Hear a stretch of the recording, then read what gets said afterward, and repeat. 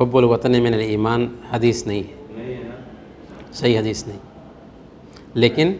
ملک سے محبت کرنا ایک فطرت میں داخل ہے، ایک آدمی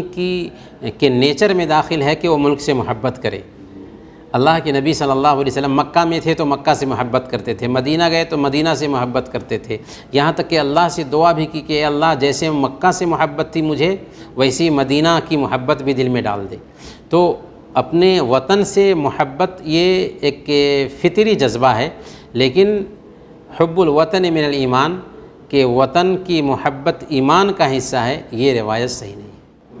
اور آپ نے جو قصہ جو بیان کیا نا بڑھیا کا قصہ کہ اللہ کے نبی صلی اللہ علیہ وسلم کے اوپر پورے پھینکتی تھی، تو یہ روایت بھی بالکل ہی صحیح نہیں ہے۔